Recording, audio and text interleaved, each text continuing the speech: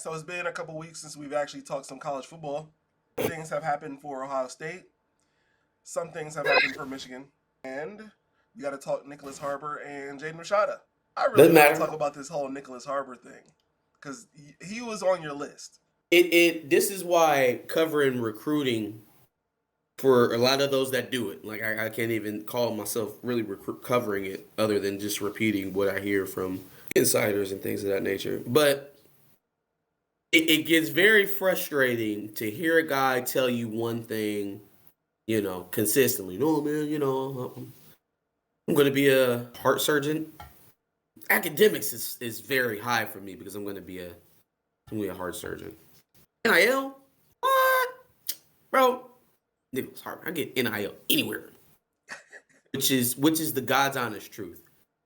Which is the God's honest truth. Anywhere Nyckoles Harbor would have went, he would have gotten a significant NIL package, and he would have been one of the higher paid players on the team because name, image, and likeness is tied to your personal notoriety. Doesn't really even have all that much. It does have to do with the football skill, but it has much more to do with how many people recognize you for said skill. Yeah. That equates to your dollars. There are 5-star guys that don't have $1 million evaluations because their following is not what the other quarterbacks are, the Arch Mannings, that kind of stuff. Yeah. So if that's the case, who am I to say that that's not true? I don't know too many heart surgeons that would do their undergrad at South Carolina over Michigan.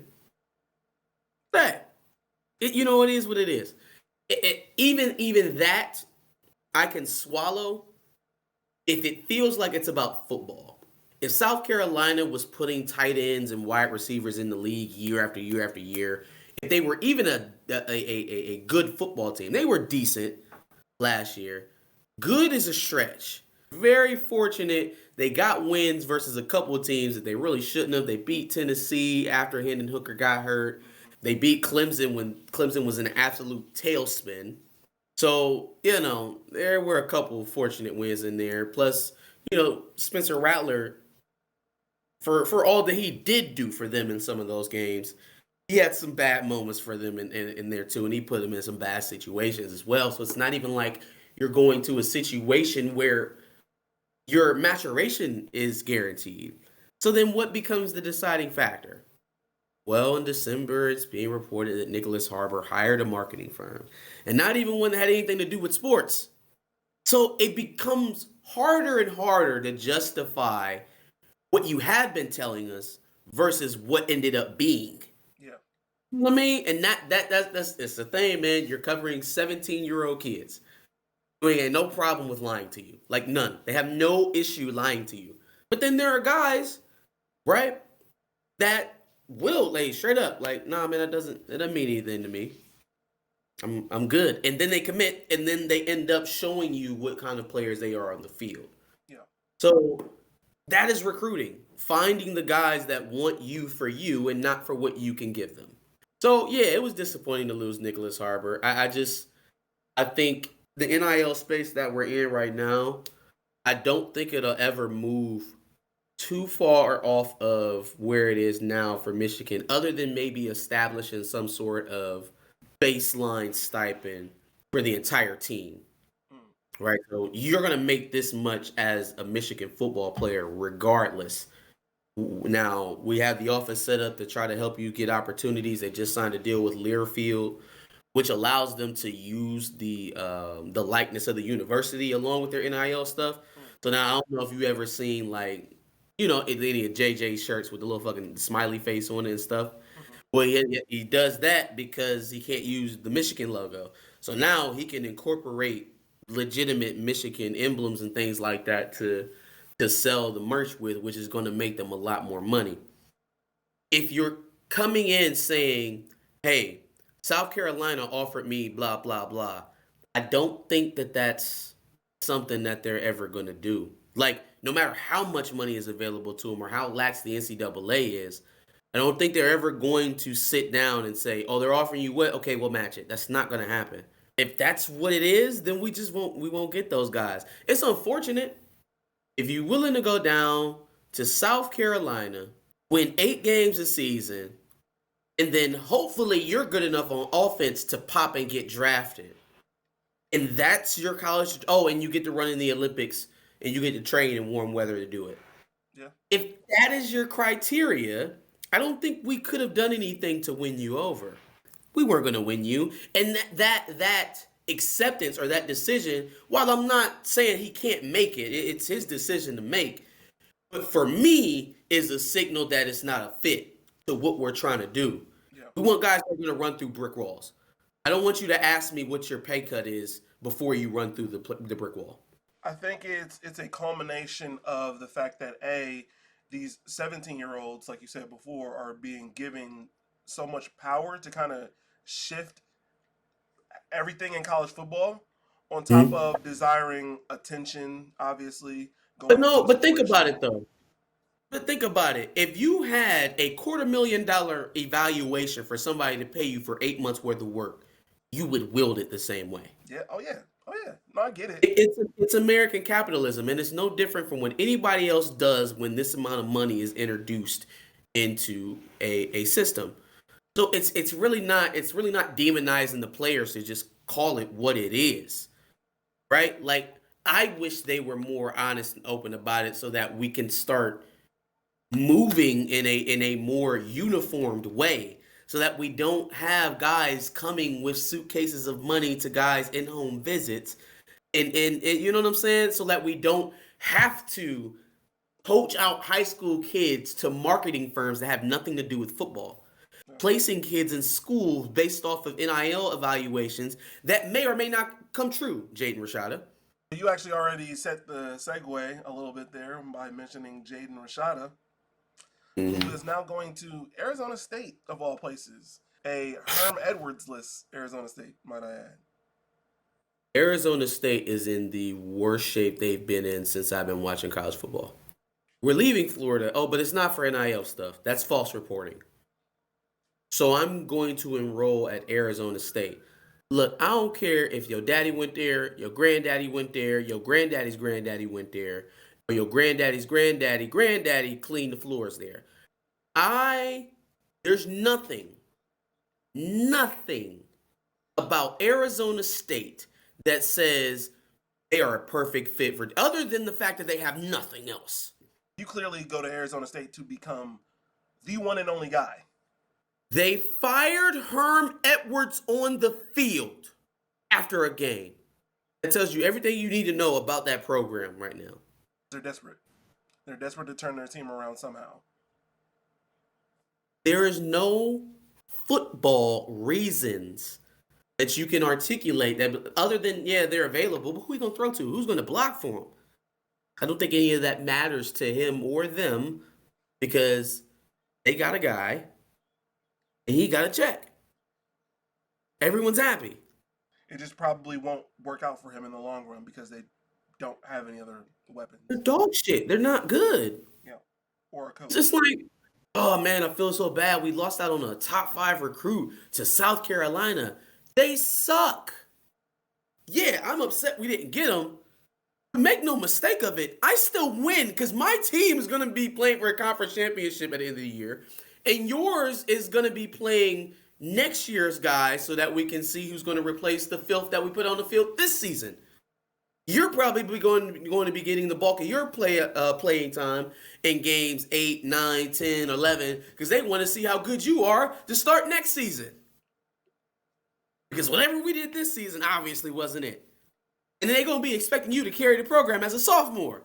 Congratulations. I hope you're ready for that. I hope you're ready to be the number 1 player on South Carolina's offense while you're trying to run for the Olympics. I hope that all works out and I mean that honestly. I'm really not being facetious. I hope it does work out. But I am setting the stage as to how he put it up there.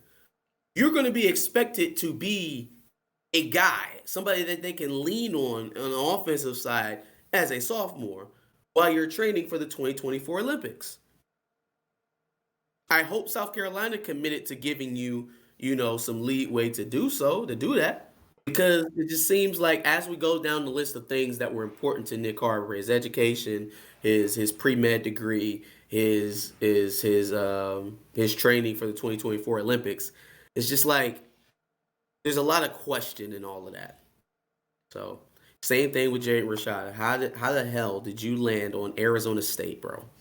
The other signing day fireworks. So we did flip Cam Brant from Stanford. Got him in as the last addition to the 2023 class. And then for 2024, they signed in-state four-star Jacob Oden. Okay. Signed him. He's a four-star athlete out of Detroit. He had a lot of offers. Dude had like 30-something offers, 35 offers, I believe. Michigan, Michigan State, Tennessee. Somebody else was in his top five. But he picked Michigan, so we got him. Out of the 6 signees Michigan has right now, 5 of them are 4 stars. So they're getting off to a much better start in the 2024 class than they did in 2023. And it's somewhere in the top 10 right now. So kind of a little bit better, a return to normalcy in terms of Michigan's recruiting level. But I still expect them to have some of the same struggles with some of the elite talent. In terms of NIL, if that's where it's going to go, really important that they get Jaden Davis in soon, I believe, because the longer that recruitment goes, it like another one of those. Like if we're talking football, it really doesn't make sense anywhere else. There's no other fit. Anywhere else you have on your list already has a guy. Now, in his defense, the Matt Weiss thing probably threw things even more so than the Harbaugh stuff. Probably threw things all out of whack because now I don't even know who my position coach is, and now I've just met him and Kirk Campbell, Michigan's new quarterback coach. So I'll give him the benefit of the doubt on that. Like, who the hell is going to be coaching me for the next 4 years? It still should be all right. I need to know something. You know what I mean? Because we want you to recruit. We want you to close the deal on Brian Robinson. We want you to bring in Channing Goodwin and some more of those guys in 2024. We want you to be recruiting. We'll see. Hopefully that relationship continues to blossom and it works out when we get them into the class. But other than that, just watching your boy Big Nosa sign with y'all, even though it seemed like it was going to be a slam dunk for the boys with Chris Partridge leaving from Ole Miss, and that being the reason why he left too. Mm-hmm. But what did he say? I'll be on some feed my family shit. NIL, bro. Yeah. NIL. What else are we gonna say? Yeah. So you're telling me your coach that you left Ole Miss for, which Ole Miss was a top 25 program this year. They competed, Yep. right? And you were all SEC freshman. You made the all SEC freshman team too, so you were good there, right? But Chris Partridge leaves, a guy that you trust leaves, so you leave. Mm-hmm. Now, everything in the world it says, if I'm leaving a place where I made all conference freshman team, right? Mm-hmm. If I'm leaving there because this guy's leaving, every bit of common sense I have says I'm probably going to trust that man's opinion on where to go to school. Who does Chris Partridge officially endorse? It's no secret, right? Former Paramus Catholic coach Chris Partridge is going to endorse Michigan. This is easy. Former coach, right? And he does so. Where does Igbinosa go? Okay, so that's just personal advice. Let's take the stats. Whose secondary looked better last year? What are we even talking about right now? And then it all makes sense from the tweet. I'll be on some feed my family shit. You feel me? Okay. At least he's honest. You know what I'm saying? Everything in the world says you should probably go to Michigan. But these niggas paying more, so I'm going over here. Thanks. For what it's worth, it's amazing how we went from Fentrell Cypress to this. But, to Igbinosa, yeah. But we will take it because we need depth at cornerback for sure, as you obviously just mentioned. It'll be interesting to see, once this level of cornerback kind of goes, then we can start seeing the Jermaine Matthews and the Calvin Simpson hunts. So we got a little bit of depth now. I'm okay with where we're headed as it pertains to cornerback because that was like the main thing we were lacking.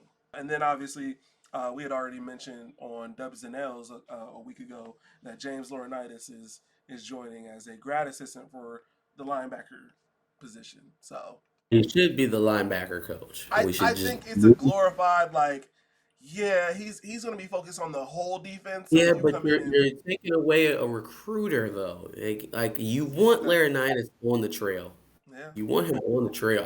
I'm struggling, but he was a linebacker coach at Notre Dame, no, he's a or grad was he a assistant. grad assistant? He's a grad Yeah. assistant there. What's up? Can we? Does he not want to recruit or what? I think having the name James Laurinaitis associated at the very least Damn, like is you don't even have to like to do it. People are just going to gravitate towards you because of who you are. facts. So maybe it's a want to thing. Look, we got him in the organization now. That's all I care about. We can eventually move him into the position he needs to be, but he's there. So Mm-hmm. I'm happy. One other thing I completely forgot about that I wanted to mention is that Kirk Ferentz held a press conference and admitted that there's not going to be any coaching changes this year. So his son continues to be offensive coordinator. Any thoughts on that? Oh, what I just did, that's what Cade McNamara did in the conference. He's like, God damn it. He's like, there's no way he's going to run it back with that guy. No way. What you know what that told me? They basically blamed it on the QB room. Essentially, Yeah. Petras and Padilla, you guys just weren't good enough. That's what it was. It was you. Wasn't my coach. It wasn't my son who's coaching you and calling all the plays. It was you. Everyone that took a quarterback snap this season, it was you. So then the fate of his son's future with Iowa probably depends on Cade McNamara at this point. I think that's it, man. Covered Kirk Campbell. Got the signees from signing day. How did your signing day go for your guys' squad? Let us know in the comments below. Any NIL takes, anything we talked about here today. Make sure you like, share, and subscribe. Come back next week for another episode of House Divided. Absolutely. And make sure you check out our previous episode on the House Divided, which is listed here, obviously. And then make sure you subscribe. Anytime we get any information on college football that we feel is discussion worthy, we will be sure to cover it.